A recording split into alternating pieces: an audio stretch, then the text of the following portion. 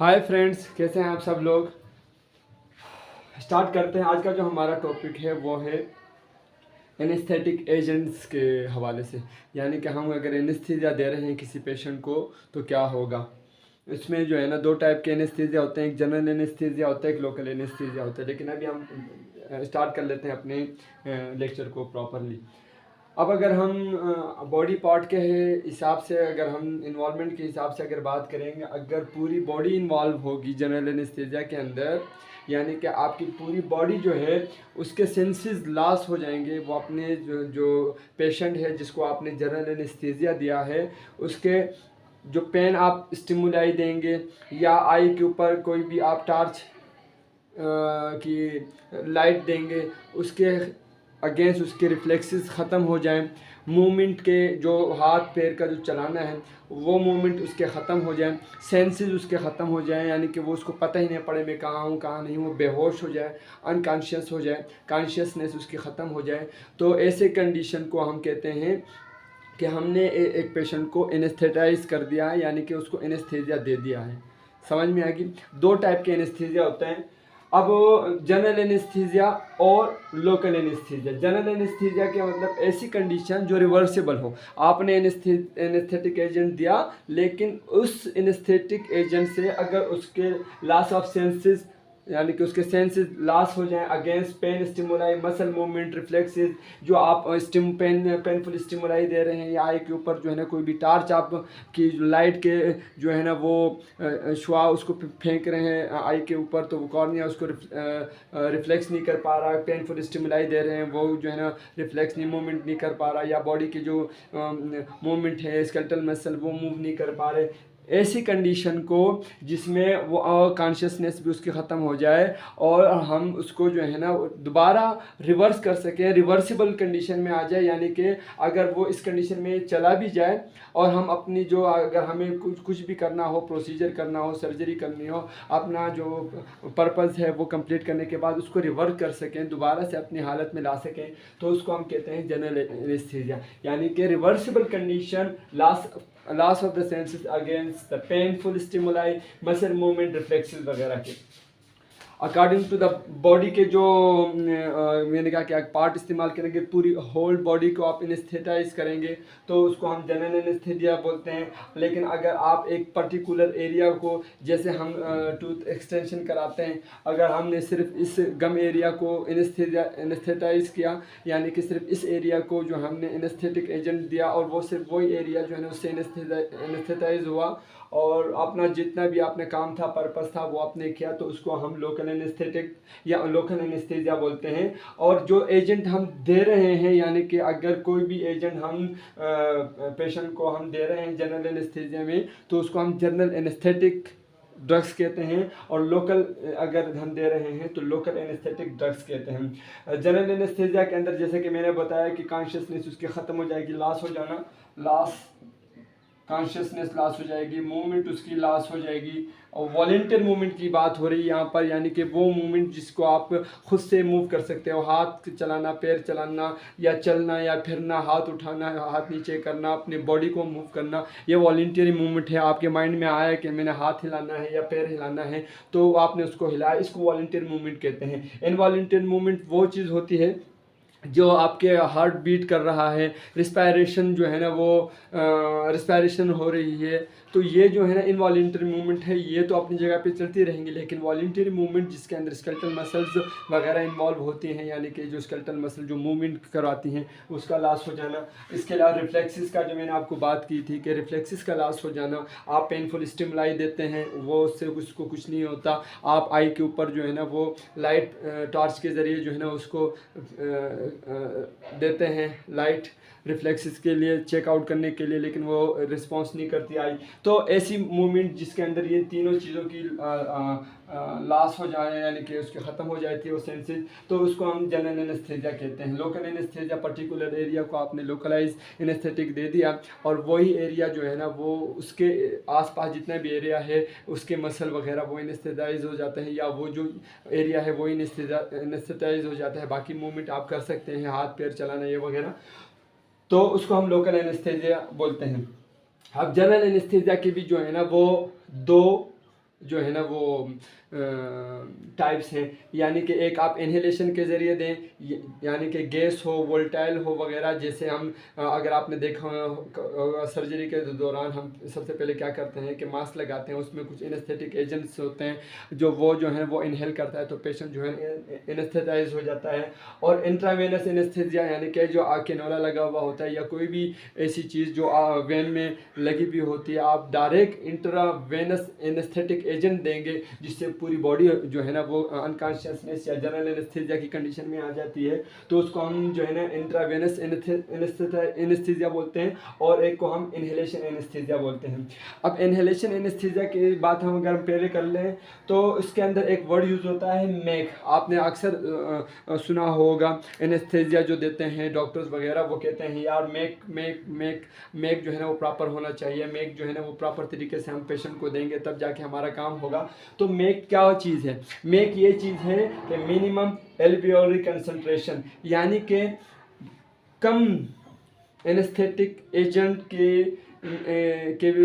के थ्रू आप जो एल्वियोलरी रिस्पायरेशन के लंग्स के अंदर जो एल्वियोली के साइड में जहाँ पर जो गैसेस एक्सचेंज होती हैं वहाँ पर एनेस्थीसिया एजेंट पहुँचे, और वहाँ पर उसके बाद फिर क्या होता है कि पूरी बॉडी में जो है ना वो गैसेस चेंजेस तो हो गई हैं, एनेस्थीसिया जो है ना वो एल्वियोली ने जो ब्लड को पास कर दिया है वो पूरे जिस्म के अंदर फिर सप्लाई होगा, ब्रेन तक जाएगा और फिर जो है ना वो पेशेंट एनेस्थेटाइज हो जाएगा। लेकिन अगर कम कंसंट्रेशन के एनेस्थेटिक एजेंट पे ये काम आप कर सकते हैं तो उसको हम बोलते हैं मिनिमम, यानी कि थोड़े से एनेस्थेटिक एजेंट में आपने एल्वियोलरी के अंदर जो गैसेस एक्सचेंज कंसंट्रेशन है उसमें जो आपने अपना काम किया तो उसके लिए हम वर्ड यूज़ करते हैं मेक, यानी कि वो पोटेंसी जो जो जो जो पोटेंसी होती है वही पोटेंसी कहलाती है। पोटेंसी किस चीज़ को कहते हैं कि थोड़ी सी चीज़ पे जो है ना आपने जो है ना वो अपना पर्पज़ या काम या एनेस्थेटाइज कराना था वो आपने एनेस्थेटाइज कर दिया। तो एक वर्ड यूज़ होता है, तो मैंने कहा आपको मैं इसके बारे में बताता हूँ कि ये मेक का लफ्ज़ इसलिए यूज़ करते हैं कि मिनिमम एल्वियोलरी कंसंट्रेशन, यानी कि एल्वियोलरी के जो जहाँ पर गैसेस एक्सचेंज होते हैं वहाँ पर थोड़े से एनेस्थेटिक एजेंट में आप जो है ना बहुत सारा काम या आप एनेस्थेटाइज करा सकते हैं पेशेंट को। जैसे काम है कि गैसेस होंगे या वोल्टाइल होंगे, गैसेस वगैरह होते हैं जो भी होता है जो इसके थ्रू जो हम एनेस्थीसिया हम दे रहे होते हैं।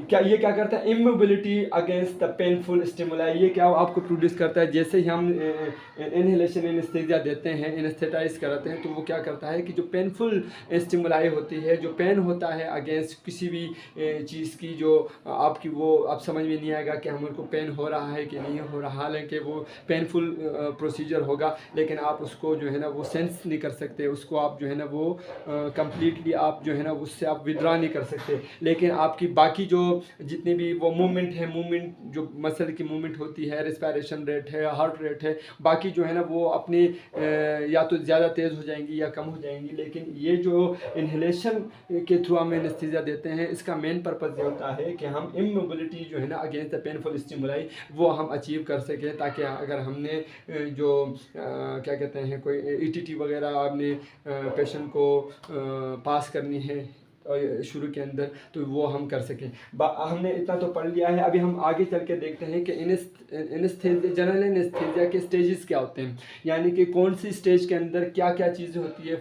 इसके अंदर first stage, second, third, fourth, ये जिन चारों के अंदर कौन सी ऐसी चीज़ें पेशेंट को आती हैं जिससे जो है ना वो हम या सर्जिकल प्रोसीजर हम कौन सी स्टेज के अंदर करते हैं, तो इसके बारे में भी हम पढ़ते हैं। लेकिन इतना आप लोगों ने समझ लिया कि जनरल एनेस्थीसिया वो एनेस्थीसिया है जिसके अंदर रिवर्सिबल कंडीशन होती है, यानी कि हम ऐसी कंडीशन में पेशेंट को पहुंचा दें उसके जो है ना कॉन्शियसनेस खत्म हो जाए, मूवमेंट खत्म हो जाए, वो वॉलंटियर मूवमेंट खत्म हो जाए, इनवॉलंटियर मूवमेंट अपना काम करते रहेंगे, स्केलेटल मसल की जो मूवमेंट है वो खत्म हो जाएगी, रिफ्लेक्सेस उसके खत्म हो जाएंगे। तो ऐसी कंडीशन में हम पेशेंट को पहुंचाएं, लेकिन उसको हम रिवर्स भी कर सकते हैं, दोबारा हम अपनी असली हालत में या पेशेंट को दोबारा जो है ना वो नॉर्मलाइज कर सकते हैं। इसको हम जनरल एनेस्थीसिया कहते हैं। और मेक उस चीज़ को कहते हैं कि थोड़े से क्या कहते हैं एनेस्थेटिक एजेंट के ज़रिए आप एल्वियोली के अंदर जो कंसंट्रेशन है या वहाँ पर जो गैसेस चेंजेस हैं आप जो है ना उसको अचीव कर लें, और थोड़ी सी पोटेंसी में जो है ना आप अपने जो पेशेंट को अगर आपने एनेस्थेटाइज कराना है तो आप वो अचीव कर लें।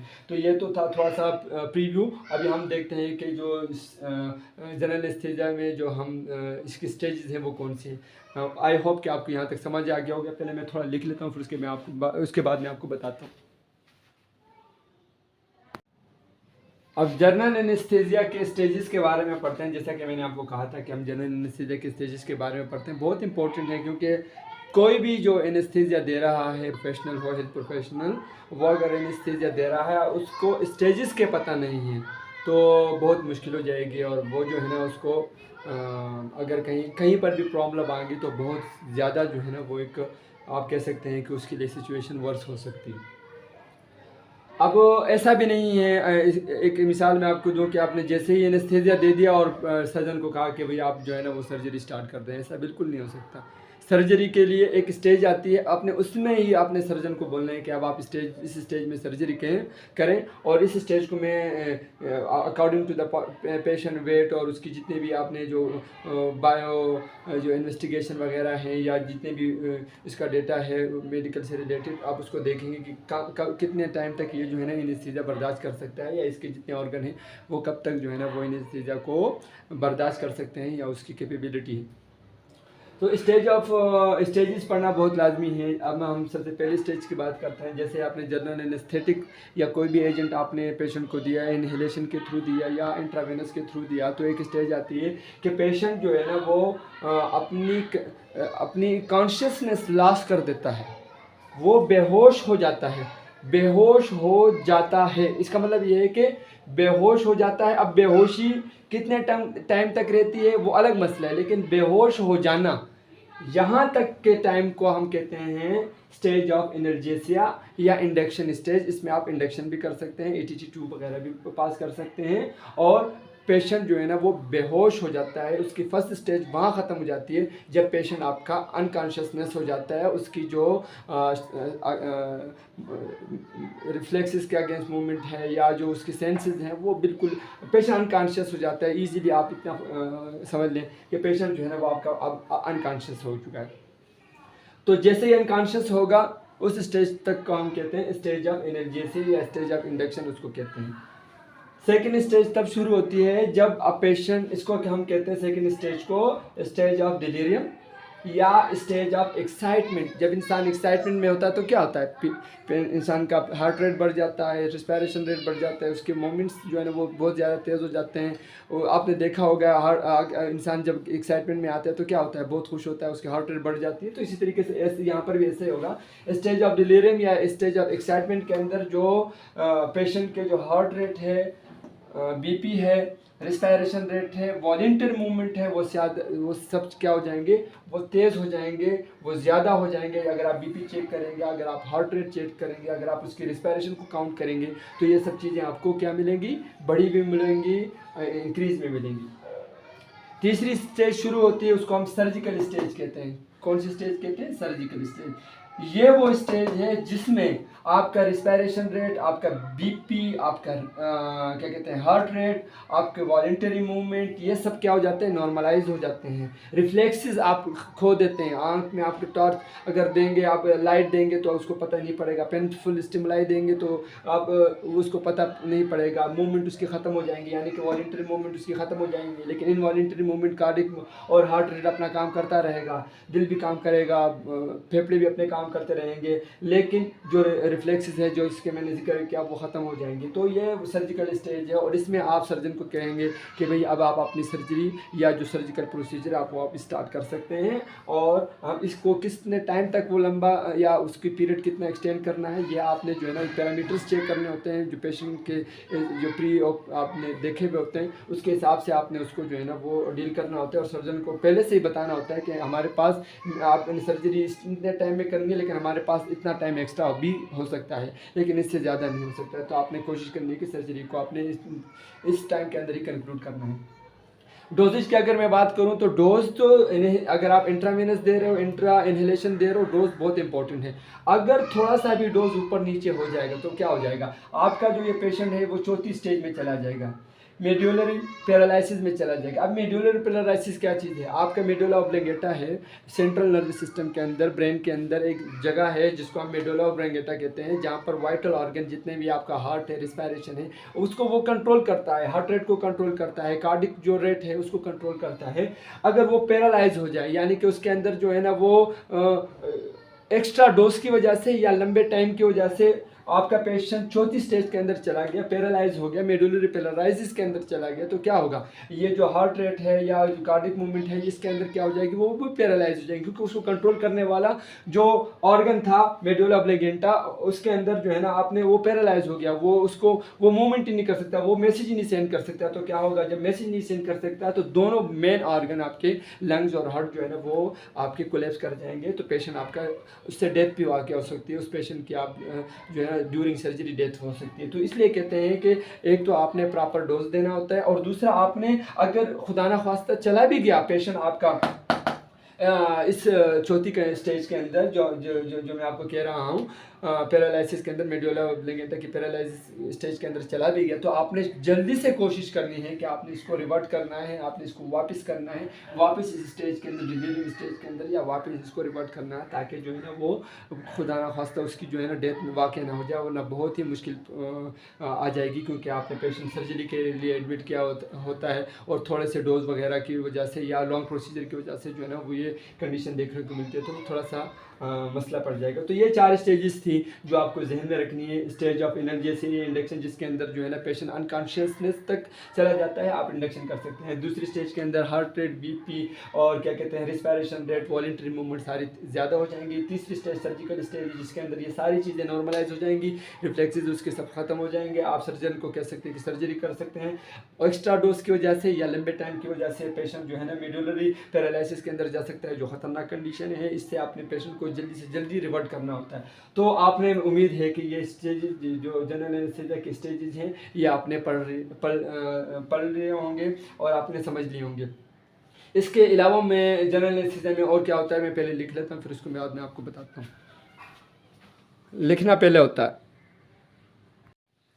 आइए अभी हम पढ़ते हैं जनरल एनेस्थीसिया के स्टेजेस। तो हमने पढ़ लिए हैं, लेकिन अभी हमने इन बातों पर थोड़ा सा जल्दी से ओवरव्यू ले लेना है। शॉर्ट है लेकिन समझना बहुत लाजमी है, क्योंकि लिंक करेगा आगे से आगे कि कौन से ऐसे फैक्टर हैं जो जनरल एनेस्थीसिया को इफेक्ट करते हैं। यानी कि आपने जनरल एनेस्थीसिया दिया लेकिन उसने प्रॉपर तरीके से वर्क नहीं किया, काम नहीं किया, या जो डिज़ायर आपके जो रिजल्ट था वो आपको मिला नहीं। तो कुछ ऐसे फैक्टर हैं जो इन्वॉल्व हो रहते हैं, जिसकी वजह से हो सकता है कि जनरल एनेस्थीसिया प्रॉपर तरीके से वर्क न कर पाए। वो कौन कौन से? Partial pressure. पार्शियल प्रेशर किस चीज़ को कहते हैं? यानी एक प्रेशर होता है लंग्स का, अपना प्रेशर होता है लंग्स का, लंग्स एयर का प्रेशर है जो बॉडी के अंदर है, ये बॉडी के अंदर की बात कर रहा हूँ मैं। और एक बाहर का प्रेशर होता है, हवा जो एटमॉस्फेयर के अंदर, इन्वायरमेंट के अंदर जो एयर का प्रेशर है उसको। तो जो एयर का प्रेशर अगर हाई नहीं होगा तो ब्लड जो एयर है वो लंग्स के एल्वियोली तक या वहाँ तक सही तरीके से नहीं पहुँच पाएगी।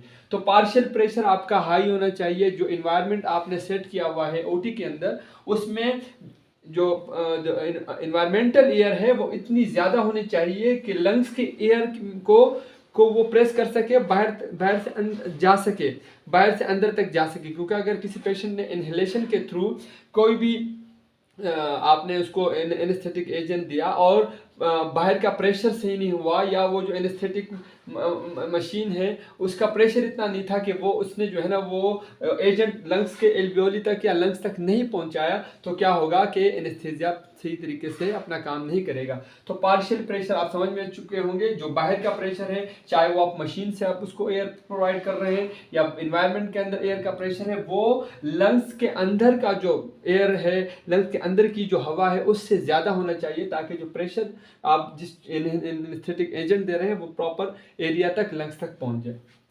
एल्वियोलरी एक्सचेंज की अगर हम बात करेंगे तो एल्वियोलरी एक्सचेंज का मतलब ये है कि एल्वियोली, क्योंकि लंग्स के अंदर एल्वियोली होती है जो क्या करती है, प्रॉपर एक्सचेंज करती है गैसेस। यानी कि अगर ब्लड में अगर ऑक्सीजन आना है तो एल्वियोली ही जो है ना वो ब्लड को ऑक्सीजन प्रोवाइड करेगी। न्यूट्रॉन्स अगर उन्होंने वहाँ पर एक्सचेंज करना है तो वो भी जो है ना लंग्स के में एल्वियोली के थ्रू हो सकता है। आपने इंट्रावेनस कोई अगर कोई एजेंट दिया है या थ्रू इनहेलेशन कोई एजेंट दिया है, तो वो भी एल्वियोली के, क्योंकि ब्लड यहाँ से जाएगा, डीऑक्सीजनेटेड ब्लड जाएगा हार्ट फिर लंग्स को फेंकेगा, लंग जो है ना वहाँ पर प्यूरिफिकेशन होगी, फिर वहाँ पर एक्सचेंजेस होगी एल्वियोली के अंदर, फिर वो एल्वियोली के अंदर दोबारा हार्ट के पास आएगा ब्लड दोबारा फिर पूरी बॉडी को सप्लाई करेगा, इस तरीके से ब्रेन तक वो जो है ना जो एजेंट है वो पहुंचेगा। तो एल्वियोलरी एक्सचेंज आपका गुड होना चाहिए, यानी कि एल्वियोली जो है लंग्स जो है ना आपके प्रॉपर काम करने चाहिए, खुसूसन एल्वियोलरी, क्योंकि एल्वियोली अगर किसी भी तरीके से आपके लंग्स डैमेज हैं या उसके अंदर कोई डिजीज चल रही है, प्रॉपर एक्सचेंज नहीं हो पा रहा, तो चाहे आप कुछ भी कर लें, थ्रू एयर एनेस्थीसिया दें या इंट्रावेनस एनेस्थीसिया दें, अगर वो सही तरीके से प्रॉपर तरीके से वहाँ पर एक्सचेंज नहीं हो पा रहा, वो ब्लड जो है वो एजेंट ऑक्सीजनेटेड ब्लड को दे ही नहीं पा रहा, फिर तब जाके ब्लड जो है ना वो हार्ट में जाएगा, पूरी होल बॉडी को जाएगा, फिर ब्रेन तक जाएगा, फिर ब्रेन अपना काम करेगा। तो एल्वियोलरी एक्सचेंज बहुत इंपॉर्टेंट चीज़ है, ये भी जो है ना आपका प्रॉपर होना चाहिए। इस वजह से हम जो है ना वो, अगर आपने देखा होगा तो एक्सरे करते हैं तो हम देख लेते हैं कि लंग्स के अंदर कोई इसके इन्फेक्शन ना हो, कोई भी नमूनिया ना हो, कोई भी जो है ना अक्यूट या क्रोनिक कोई डिजीज ऐसी ना हो, अगर हो तो फिर ब्रोंकोडायलेटर का हम यूज़ करते हैं डॉक्टर्स वगैरह। अब सॉल्युबिलिटी की बात कर लेते हैं। हाई सॉल्युबल ड्रग्स अगर होगी, हाई सॉल्युबल ड्रग्स होगी, यानी कि अगर कोई एजेंट आप दे रहे हैं वो सही तरीके से हाई सॉल्युबल यानी ब्लड के अंदर सही तरीके से वो डिजॉल्व हो जाएगी, सॉल्युबल हो जाएगी, तो क्या होगा, पूरे बॉडी के अंदर जितने भी टिश्यू होंगे, एडिपोज टिश्यू होगा, चाहे मिन्यूट जगह तक वो पहुंच सकती है। लेकिन अगर वो सॉल्युबिलिटी उसकी लो होगी या उसकी इतनी एबिलिटी नहीं होगी कि वो प्रॉपर तरीके से सॉल्युबल ना हो, तो क्या होगा, ब्रेन तक तो एजेंट चला जाएगा, सब चीज़ तक चला जाएगा, फिर ब्रेन जो है ना अपना वो मैसेज पहुंचाएगा नीचे जो है ना अपनी बॉडी ऑर्गन्स को। लेकिन क्या होगा कि जो आपने लो डोज के सॉल्युबिलिटी ड्रग्स दी हुई हैं, तो क्या होगा कि हर जगह पर या टिश्यू में हर जगह पर वो डिपॉजिट नहीं होगी वो एजेंट, तो प्रॉपर काम नहीं होगा। यानी कि सबसे बेस्ट इसकी आपको मैं अगर मिसाल दूँ, high soluble anaesthetic agent required for the best result of the anaesthesia. अगर आप एनेस्थीसिया की बेस्ट रिजल्ट चाहते हैं तो आपको हाई सॉल्युबल ड्रग चाहिए जो ब्लड के अंदर सही तरीके से सॉल्युबल हो, और वो फिर जो है ना वो ब्लड के में जहाँ जहाँ तक उसको टिश्यू में पहुँचना है, ब्रेन के किसी हिस्से में पहुँचना, ताकि वहाँ तक पहुँच जाए और वो अपना काम कर सके। अगर सही तरीके से डिजॉल्व नहीं होगी तो क्या होगा, वो ब्लड तो पहुँचेगा लेकिन डिजॉल्व ना होने की वजह से ये ड्रग नहीं पहुँचेगी, तो फिर काम में थोड़ी रुकावट आ जाएगी। सेरेब्रल ब्लड फ्लो, ब्लड अगर ब्रेन, चूँकि ब्रेन हमारा क्या होता है वो ही कंट्रोल करता है जो पूरे सिस्टम को, आपकी जो मूवमेंट है या आपकी जो रिफ्लेक्सेस हैं, जो भी हमने इससे पहले जो स्टेजेस के अंदर पढ़ा, उनको सब कंट्रोल करता है सेंट्रल नर्वस सिस्टम में। तो उसको कौन सी चीज़ ब्लड सप्लाई करती है, आर्टरी ब्लड सप्लाई करती है, फिर वापस कौन लेके जाती है, फिर वेन लेके जाती है। तो ये सेरेब्रल ब्लड फ्लो है, यानी कि सेरेब्रल की तरफ जो ब्रेन की तरफ जो ब्लड फ्लो है, अगर वो प्रॉपर नहीं होगी, वहाँ पर अगर एथेरोस्क्लेरोसिस प्लग है या एम्बोलाई वगैरह है या कोई भी ऐसी चीज़ है, समझ लो कि मेडुला ऑब्लिंगेटा के अंदर जो ब्लड फ्लो जा रहा है उसके अंदर कोई कहीं रुकावट है, तो क्या होगा, वो काम उस तक एजेंट पहुंचेगा ही नहीं। या जो भी आपके रिफ्लेक्सेस को कंट्रोल करने के लिए सीएनएस के अंदर जितने भी और एरिया है, वहाँ तक अगर ब्लड सही तरीके से पहुँचेगा नहीं या स्पाइनल कार्ड तक नहीं पहुँचेगा, तो ये मूवमेंट वगैरह किस तरीके से कंट्रोल होगी। तो यानी कि जो फ्लो है सेरेब्रल का तक एजेंट पहुँचाने की जो चीज़ लेके जा रही है, ब्लड वेसल वगैरह है, उसके अंदर कोई ऐसी चीज़ ना हो जिससे जो है ना वो एजेंट पूरी तरीके से वहाँ तक ना पहुँचे। तो ये सेरेब्रल ब्लड फ्लो आपका गुड होना चाहिए, अच्छा होना चाहिए, बेहतरीन होना चाहिए, सही है। तो ये चार ऐसे फैक्टर हैं, और बहुत सारे फैक्टर्स भी हैं, लेकिन ये चार बहुत इंपॉर्टेंट फैक्टर हैं कि पार्शियल प्रेशर जो एयर का है, बाहर से जो आप प्रेशर दे रहे हैं, चाहे वो एनेस्थेटिक मशीन से हो या इन्वायरमेंट के अंदर हो, वो हाई होना चाहिए लंग्स के। इसके अलावा एल्वियोलर एक्सचेंज आपका गुड होना चाहिए, सॉल्युबल ड्रग होनी चाहिए जो अच्छी तरीके से ब्लड के अंदर सॉल्युबल हो और अपने जहाँ जहाँ तक उसको जाना है या टिश्यू तक वहाँ तक पहुँच सके। सेरेब्रल को जाने वाली आने वाली जितनी भी ब्लड के जो वेसल्स हैं उसके अंदर प्रॉपर फ्लो होना चाहिए, बीच में कोई रुकावट नहीं होनी चाहिए। एथेरोस्क्लेरोसिस प्लग, एम्बोलाई या जो भी है एडिपोज वो जो क्या कहते हैं जो प्लग बनते हैं वो नहीं होना चाहिए, या वेजो कंस्ट्रक्शन नहीं होनी चाहिए, ताकि जो है ना ब्लड सही तरीके से जो है ना सेरेब्रल तक पहुंच जाए और ब्रेन जो है ना फिर वो उसके बाद एजेंट जो चीज जो हम मांगते हैं एनेस्थीसिया, गुड एनेस्थीसिया, वो काम हो सके। तो ये चार फैक्टर आपने उम्मीद है कि समझ लिए होंगे। अभी मैं कुछ लिख लेता हूँ, उसके बाद फिर हम बात करते हैं।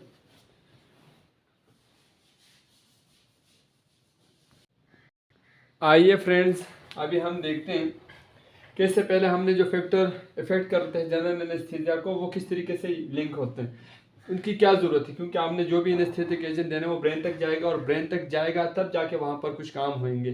तो वो फैक्टर बहुत लाजमी है ताकि प्रॉपर तरीके से जो है ना वो जो पार्शियल प्रेशर हो, एक्सचेंजेस हो, सॉल्युबिलिटी हो, सेरेब्रल ब्लड फ्लो तक जो फ्लो है वो अच्छी हो, ताकि ब्रेन तक आपका जो एनेस्थेटिक एजेंट है वो पहुंच जाए। ब्रेन तक एनेस्थेटिक एजेंट पहुंच गया तो एनेस्थेटिक एजेंट किस तरह काम करेगा, कौन से पार्ट ऐसे हैं कि जिसके इन्वॉल्वमेंट की वजह से जो है ना लॉस ऑफ जो कॉन्शियसनेस होगी, मूवमेंट के जो रिफ्लेक्सेस है वो खत्म हो जाएंगे, लर्निंग मेमोरी खत्म हो जाएंगी। तो आइए ये देखते हैं। ब्रेन तक आपका जनरल एनेस्थेटिक एजेंट पहुंचा, उसका मैकेनिज्म ये है कि थैलेमस और रास तक reticulum activating system, reticular activating system, reticular activating system लिखा नहीं है, लिख लीजिएगा, याद कर लीजिएगा।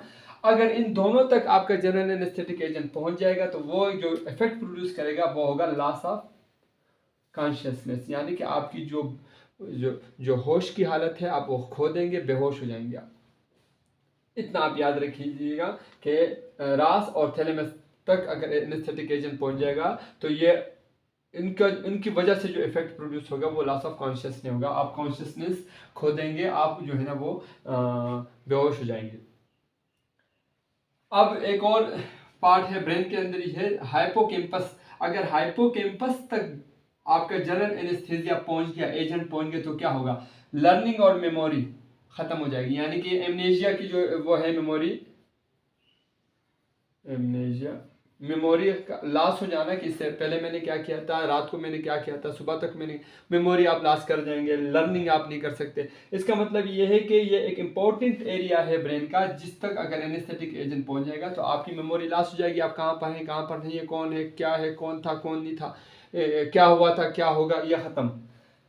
एमाइडाला की वजह से क्या होगा, इमोशनल कैरेक्टरिस्टिक्स, जो आप बहुत गम में होते हैं तो एक्साइटमेंट में आ जाते हैं, खुशी में होते हैं तो अब भी एक्साइटेड हो जाते हैं, खुशी रहती है, डर महसूस होता है, तो ये सब चीज़ें किसकी वजह से होती हैं, एमाइडाला की वजह से। अगर यहाँ तक अगर आपका एनेस्थेटिक एरिया पहुँच गया तो ये सब चीज़ें जो इमोशनल कैरेक्टरिस्टिक जो मैंने आपको बताई हैं, खुशी, गम, फेयर, ये सब चीज़ें क्या हो जाएंगी, भूख का लगना, ये सब चीज़ें क्या हो जाएंगी, आपकी ख़त्म हो जाएंगी। तो ये है क्या कहते हैं, अगर ब्रेन के इस हिस्से तक अगर क्या कहते हैं एनेस्थेटिक एजेंट पहुंच जाए। प्री फ्रंटल कॉर्टेक्स की इंपॉर्टेंस ये है कि ये इन सब को जो है ना कोऑर्डिनेट करता है, इन सब हाइपोकैम्पस को, मेडाला और थैलेमस और ब्रेन को, इनको चेकआउट करता है, भाई सब अपने काम प्रॉपर तरीके से कर रहे हैं कि नहीं कर रहे, यानी कि ये सब इनको कोऑर्डिनेट करता है सबके फंक्शंस को। समझ में आ गई। तो ये भी जो है ना, अगर इसको भी अगर हमने यहाँ पर अगर हम इसको ब्लॉक कर दें एनेस्थेटिक एजेंट की वजह से, तो क्या होगा, कोऑर्डिनेशन नहीं रहेगी और आपका पेशेंट पैरालाइज मूवमेंट में ही रहेगा। फंक्शनिंग को अगर कोऑर्डिनेट करने वाला, चेकआउट करने वाला नहीं रहेगा तो क्या होगा, ये भी एक इंपॉर्टेंट चीज़ थी जो मैंने यहाँ लिख दी, ज़रूरत नहीं थी लेकिन लिख दी, लिखा हुआ था बुक के अंदर, तो मैंने कहा लिख देता हूँ। कोऑर्डिनेट करता है ऑल इफेक्ट को, जो सारे इफेक्ट हैं उनको जो है ना वो कोऑर्डिनेट करता है, इससे यहाँ तक पहुँचना, इससे वहाँ तक पहुँचना, तो ये कोऑर्डिनेशन कौन करता है, ये प्रीफ्रंटल कॉर्टेक्स करता है। स्पाइनल कार्ड आपको पता है सेंट्रल नर्वस सिस्टम का बहुत इंपॉर्टेंट हिस्सा है, क्योंकि अगर कोई भी एनेस्थेटिक एजेंट जा रहा है तो इसके थ्रू ही ब्रेन तक जाएगा, स्पाइनल कार्ड के थ्रू ही ब्रेन तक जाएगा। कुछ नर्व ऐसे हैं जो यहाँ से वहाँ जाते हैं, वहाँ से यहाँ आते हैं, ब्रेन से होते हुए यहाँ आएंगे तो फिर इफेक्ट प्रोड्यूस करेंगे। अब ब्रेन के अंदर अगर स्पाइनल कार्ड के अंदर जो न्यूरॉन है, अगर स्पाइनल कार्ड को अगर आपने पैरालाइज कर दिया तो क्या होगा, उसके जो मोटर न्यूरॉन है वो पैरालाइज हो जाएंगे, वो अपना काम करना छोड़ देंगे। मोटर न्यूरॉन का बहुत इंपॉर्टेंट काम क्या है, एक तो लॉस ऑफ मूवमेंट आपकी खत्म हो जाएगी, दूसरी रिफ्लेक्स खत्म हो जाएंगे। रिफ्लेक्स के बारे में 12 आप बता चुका हूँ कि अगर आपने उसका उंगली कोई भी गर्म तवे पे रख दी या कोई भी गर्म चीज़ पे रख दी तो वो उससे हटा नहीं पाएगा, रिफ्लेक्सेस का उसको पता ही नहीं, क्योंकि स्पाइनल कार्ड ने जो ब्रेन तक मैसेज पहुंचाना था वो नहीं पहुंचा। और दूसरी बात ये है कि स्पाइनल कार्ड खुद भी जो है ना वो एनेस्थीसिया की वजह से जो है ना उसके इफेक्ट प्रोड्यूस हो चुके हैं। इसके अलावा लासा मूवमेंट नहीं कर पाएगा, उसके जो हाथ और पैर और जितने भी है पाँव वगैरह वो हिल नहीं पाएंगे, क्योंकि आपने मोटर न्यूरॉन को ही ब्लॉक कर दिया है। तो ये कुछ इफेक्ट जो जनरल एनेस्थीसिया के मैकेनिज्म है, किस तरीके से जनरल एनेस्थेटिक वर्क करते हैं, कहाँ कहाँ पर वर्क करते हैं, किस तरीके से वो कौन कौन सा एरिया है, हाइपोथैलेमस, रॉस, hippocampus, medulla, prefrontal cortex, spinal cord, की वजह से क्या क्या होता है, ये इसको समझाने की ज़रूरत भी बहुत ज़रूरी थी, क्योंकि हमने आगे चल के इनमें से बहुत इंपॉर्टेंट 3 चीज़ें उठानी है। क्योंकि ड्रग जो है ना, कुछ ड्रग जो है ना वो ज़्यादा इफेक्ट लॉस ऑफ कॉन्शियसनेस को करती हैं, और लॉस ऑफ मूवमेंट और रिफ्लेक्सेस, और ये जो एमनेशिया को हम काउंट नहीं करते, लेकिन जो 3 इंपॉर्टेंट यहाँ से हमने उठाने हैं वो क्या कहते हैं वो इफेक्ट, वो उसके बाद जो है ना वो ड्रग उनमें से एक चीज़ पर ज़्यादा काम करेगी और 2 चीज़ों पर जो है ना वो थोड़ा सा कम काम करेगी। तो ये इसको समझाने का और फैक्टर को समझाने का ये फ़र्क ये था कि इनके साथ कोऑर्डिनेशन थी उसकी, और ये बहुत लाजमी सीखना था कि ब्रेन तक अगर एनेस्थेटिक एजेंट पहुंच जाए तो क्या क्या होगा। उम्मीद है आपको समझ में आ गई होगी। हम आगे चलते हैं।